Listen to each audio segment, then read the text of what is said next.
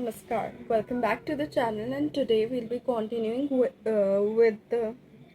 congenital porphyria mentioned in the chapter Biochemical Aspects of Porphyrian Disorders in this book, which was published around 1940s, and the information that has been given in the lectures um, stays to that time only. So let's continue. जो पिछली video में हमने cycle देखी थी haem form होने की, तो उस साइकिल में हमने इनिशियली देखा था कि 4 मॉलिक्यूल्स कंबाइन होते हैं पीबीजी, दैट इज पोरफायरोबिलिनोजन के, to form the first porphyrin. अब ये ट्रांसफॉर्मेशन जो है केमिकली भी अचीव हो सकता है, लेकिन इस केस में एक मिक्सचर से रिजल्ट करता है ये ट्रांसफॉर्मेशन, और वो मिक्सचर होता है आइसोमेरिक यूरोपोरफायरिन्स का। एक एसिडिक एनवायरनमेंट में एसिमेट्रिकल यूरोपोरफायरिन थर्ड जो है प्रीडोमिनेट करता है, और ये थियोरेटिकल एक्सप्लेनेशन जो है इस रिएक्शन मैकेनिज्म की वो कुक्सन एंड मिस्टर सी रिमिंगटन ने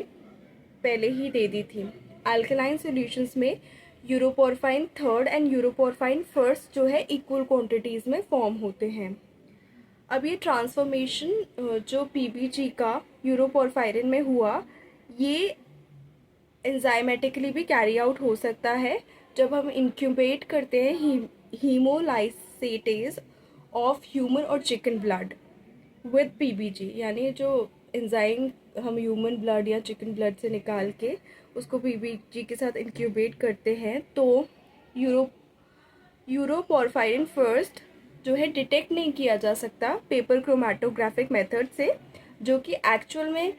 यूरोपोरफायरिन फर्स्ट एंड थर्ड को सेपरेट करता है, उन आइसोमर्स को सेपरेट करता है बेसिकली।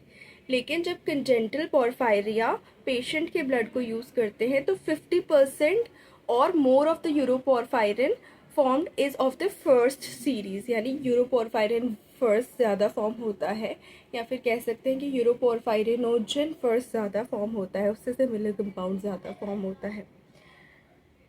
अब ये कंजेनिटल पोरफायरिया रिकग्नाइज होने लगा इसी वजह से, एक तरीके का एरिथ्रोपोएटिक सिस्टम में कोई डिस्टर्बेंस है उसकी वजह से ये ज़्यादा फॉर्म हो रहा है, ऐसा रिकग्निशन उसको मिलने लगा। और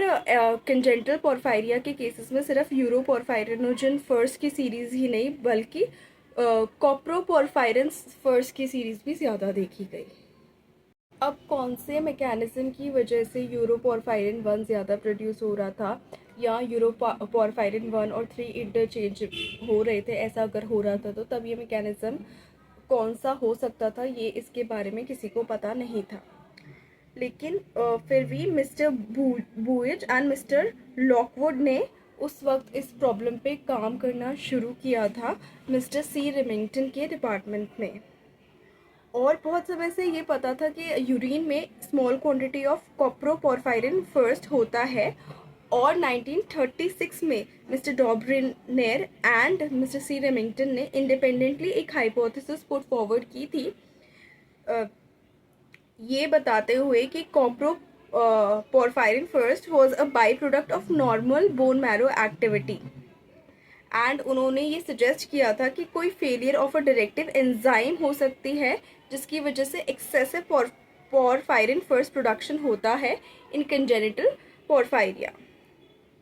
एक बार जब यूरोपोरफायरिन फर्स्ट जो है बढ़ जाता है बोन मैरो में कंजेनिटल पोरफायरिक पेशेंट के, बहुत आसान हो जाता है कि डीकार्बोक्सिलेशन की वजह से कॉप्रोपोरफायरिन फर्स्ट भी एक्सेस में एक्सक्रीट होना शुरू हो जाता है, ये देखना बहुत आसान हो जाता है। लेकिन नेक्स्ट स्टेप में जब ऑक्सीडेटिव डीकार्बोक्सिलेशन से प्रोटोपोरफायरिन फर्स्ट एंजाइमेटिकली पॉसिबल नहीं हो पाता फॉर्म होना, और कोई अबनॉर्मलिटी ऑफ हीम नहीं देखी जाती कंजेनिटल पोरफायरिया के पेशेंट्स में उस वक्त, तो इसका जो मैकेनिज्म डिटेक्ट करना और मुश्किल हो जाता है, और ज़्यादा इन्वेस्टिगेशन के लिए उस वक्त के रिसर्चर्स को फोर्स करता था। तो जब एक साइकिल प्लान आउट की गई उसमें ये देखा गया कि अगर कॉमन पोरफायरिन प्रीकर्सर को हम डिनोट करें ए से, उससे जो बाकी इंटरमीडिएट मॉलिक्यूल्स बन रहे थे हीम के प्रोडक्शन के लिए, वो इंटरमीडिएट मॉलिक्यूल्स आगे दूसरे इंटरमीडिएट मॉलिक्यूल्स में ना बन के सीधा या तो यूरोपोरफायरिन थर्ड या कॉप्रोपोरफायरिन थर्ड या प्रोटोपोरफायरिन प्रोड्यूस कर रहे थे। और फाइनली हीम बन भी जा रहा था, लेकिन साथ साथ यूरोपोरफायरिन फर्स्ट और कॉप्रोपोरफायरिन फर्स्ट में भी वो कन्वर्ट हुए जा रहे थे, जिसकी वजह से उनका एक्सक्रीशन बढ़ रहा था एक्सक्रीटा में। क्लिनिकल सिम्टम्स जो है photo sensitivity and haemolytic anaemia के कंजेंटल पोरफायरिया में होते हैं। और इसका एक्सप्लेनेशन ये कंसिडर किया जाता है कि सारे टिश्यूज़ जो है कॉन्सेंट्रेटेड होते हैं पोरफायरिन से, और पोरफायरिन रिच एरिथ्रोसाइट्स जो है बोन मैरो में और सर्कुलेशन में होती हैं, और इसीलिए जो वॉटसन ने जो टर्म दिया था कंजेंटल पोरफायरिया के लिए, दैट इज़ एरिथ्रोपोएटिक पोरफायरिया, वो इस पर फिट बैठता है। So this was the information given और नोन टिल 1940s या 1945 तक ये इंफॉर्मेशन पता थी। एंड आज डेफिनेटली इससे ज़्यादा इंफॉर्मेशन पता होती है और ट्रीटमेंट के स्कोप्स भी बढ़ जाते हैं। So this was it for today, and next we'll continue from this chapter with acute intermittent porphyria in the next video. Thank you so much for watching this video. Please subscribe to the channel, uh, share your opinions in the comment section, like the video, share the video. Thank you so much.